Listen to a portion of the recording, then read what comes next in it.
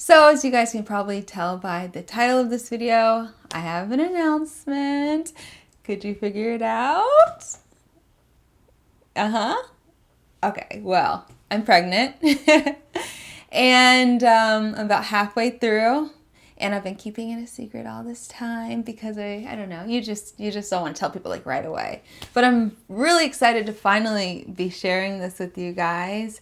So in this video, I'm going to tell you sort of like what I've been going through these last, few months, and my challenges, the surprises, because there are a lot of surprises. Obviously, this is going to be a 100% vegan pregnancy, of course, and I'm feeling so good about that.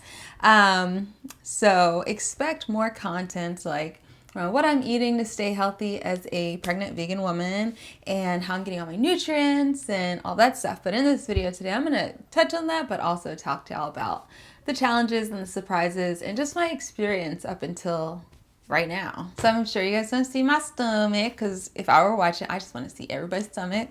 So the funny thing about my stomach, my baby bump now, is that it looks different on different days, and of course at different times of day. I'm used to like being not pregnant. I'm totally used to being so bloated that I look like I'm 5 months pregnant. But now that I am pregnant, and bloating is like a super common symptom of being pregnant or a thing that goes along with being pregnant, sometimes I look like I am 10 months pregnant. But it's just a little bloat on top of the baby. So that's funny to me. But I usually wake up in the morning and of course go to the bathroom, and my stomach's like normal, just baby, no bloat. And by the time I go to sleep at night, it's like huge because I'm eating all these things, and like food combining is it could be a bit challenging for me. So one of the funny things about being pregnant has been that I've really had to be I've had to be mindful about combining my food properly, because normally my digestion is really fast and I'm like hungry throughout the day. But I'm still hungry throughout the day. I'm even more hungry now, except for my digestion is slower. And I read about that online, that when you're pregnant, your digestion is slower. QZ. When you're pregnant, your digestion is slower, obviously because your intestines are like squeezed together, and also because your body slows down your digestion so that it can have more time to absorb more nutrients from your digestive tract for the baby, which is perfect. But that just means I cannot expect to eat like something cooked and savory for lunch and then an hour later eat watermelon, because basically that food is still going to be in my stomach and that watermelon is going to be on top of it, and it's going to cause me like insane bloating. And I'm totally going to do a what I eat video soon so you guys can see what I've been eating all this time. That's been my other challenge though. I love cooking, I love eating, I love food, I love being surrounded by food. But being pregnant for me it's kind of made me revert to my childhood days of being like super picky. I don't have strong aversions necessarily, but I certainly do not have cravings. So I'm hungry like all throughout the day, especially first thing in the morning. I need to eat something. Late at night, I need to eat something. But like after lunch, I stop having any interest at all in food. Like I'm hungry, but I just don't care. I don't want to cook. I don't want to eat. Even though I'm hungry, like I don't want to eat. So it's been a struggle because I'm so used to listening to my cravings and listening to my body say, I want to eat this, I want to eat that. Regularly when I'm not pregnant, y'all know how I eat. I eat mostly whole food, plant-based, very little processed food. However, being pregnant, I think the stakes are higher, so I care more about eating cleaner and eating more whole food, plant-based foods. Maybe that's why I don't have any cravings. Maybe I'm getting all my dietary nutrition needs met. According to my blood work, I'm doing pretty good. So I've had to be more mindful, like yesterday, for example. I tracked how much fiber I was getting throughout the day because I want to make sure I'm getting a lot of fiber, more than I regularly get. I'm only at about 50 grams of fiber right now, but I want to knock that up just because I just want to make sure my digestive system and my healthy bacteria is like in the best shape it can be. My digestion feels fine, my elimination is fine, but I want to make sure as the pregnancy progresses, I keep it up. I'm eating a lot cleaner now than I was before. I'm eating out a lot less. I'm eating way less refined sugar. The other day I had a brownie and a drink that had refined sugar in it, a delicious like sorrel drink. But overall, I'm eating way less of that. Obviously, I'm not drinking any alcohol, I'm not doing any drugs, including caffeine, except for a little bit of chocolate, here and there, but not that much. And yeah, I'm just eating a lot cleaner because it's so much more important to me now than it was before. And I do feel good. I have a lot of energy now. Of course, I have to take my naps every single day. I get real sleepy, and I sleep longer at night as well, so I allow myself that. But I do feel pretty good right now. I will say, though, one of the things that I totally did not think about before getting pregnant was that I might have morning sickness. Like, I knew morning sickness was a thing. I knew women got it. When I got pregnant, I knew right away that I was pregnant. I didn't even have to wait for my period to not come on. I just knew. But at like week 6, I started getting morning sickness, and I had it for 7 weeks, and it was really, really hard. Like every single day I had it, and I was obviously throwing up. I was exhausted. I had headaches. I had this and that. I felt so bad for 7 whole weeks, and it was really hard for me to work and everything. So I had to take it easy.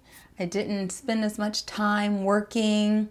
Max had to take a lot more of the work that I usually do, so he has more on his plate now, and probably for like ever. Sorry, Max. But it did help me, take it easy. I wasn't able to go hiking. I wasn't able to practice yoga. I could just do like some stretching, like normal stretching, but I couldn't even do my yoga. I was going for my walks every day, which was helpful. But look, my regular routine was totally trashed. I had to just listen to my body and relax for a long time. And now I'm out of that. And sure, sometimes I still feel like some morning sickness symptoms. Like I threw up, maybe I'll throw up once a week, or maybe going forward, not at all, hopefully. But I was really surprised that I actually was so sick with morning sickness. But apparently, people who are vegan have less morning sickness than people who are not.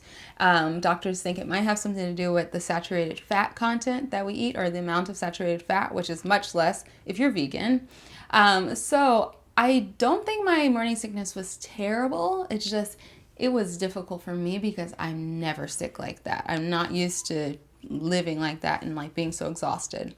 So overall, I don't think it was that bad. So I'm grateful at least. So obviously, when I became vegan 7.5 years ago, I said, this is what I'm going to do for the rest of my life, no matter what.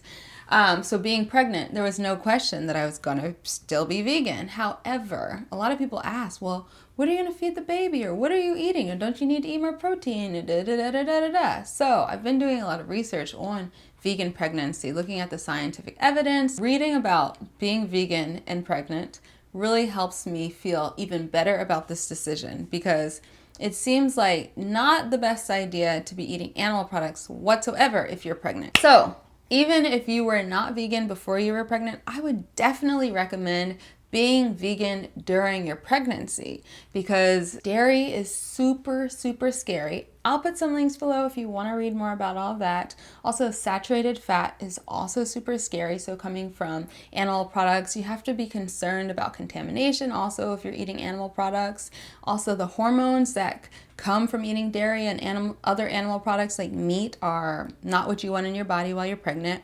It just makes so much more sense to eat plants, nutrient-dense plants. You're getting enough protein, you're getting fiber, which you would not be getting from any animal product whatsoever, getting plenty of nutrients. The only supplements that I'm taking a folate, I'm taking B12, obviously, I always take B12. I'm taking omega-3s, which I don't really know if I need, but I take it anyway, the vegan kind.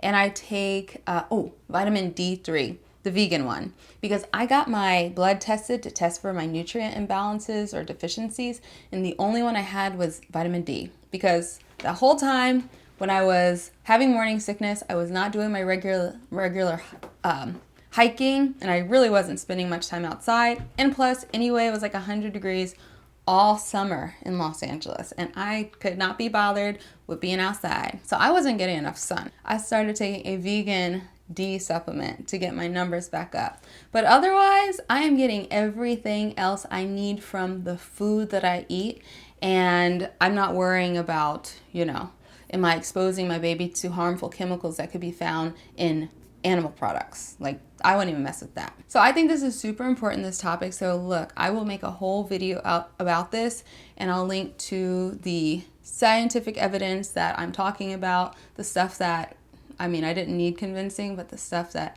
really, really, really reinforced it for me. So I'm super, super excited to be pregnant and have this little baby inside of me. I don't know if it's going to be a boy or a girl. I'm going to wait to see once they're here, because I like a little surprise in my life. But I'm super excited, and I'm excited to share my journey with you guys, of course, as well. Now that it's no longer a secret, I can start sharing and talking more about it. So I'll be making some more videos or incorporating the pregnancy into my videos going forward. Hopefully they're inspiring to you and of course fun. And also follow me on Instagram. My handle is @sweetpotatosoul, and I'll be posting, more daily stuff there, as I always do. So follow me on IG. If you're not already subscribed to my channel, please hit the subscribe button. And of course, always give my videos a thumbs up. But yeah. It feels good to finally be able to tell you guys and get this off my chest. And yeah, it's really exciting now. Now, it's been real the whole time, right? But like, as now I'm halfway there, it's super, super real. So I'm super excited. So I'll be sharing with you guys. I hope you will enjoy my journey along with me. And if you have any questions about vegan pregnancy or any of this stuff, leave them in the comment section below. Even if I can't answer them in the comments right now, hopefully in a future video I can get to your questions, or obviously on Instagram. And another thing, if you recommend any other vegan pregnancy blogs or YouTube channels or Instagram pages or any of that, share those too, because I have been consuming so much of that. It has been so inspiring. So let me know, and I'll see you guys next time. Yeah, thanks for watching. Bye. One of my favorite things to eat in life is hummus. High in protein, high in fiber, high in healthy fats, because there's a lot of tahini in here, and it's so good. I'm eating it with celery. Ooh.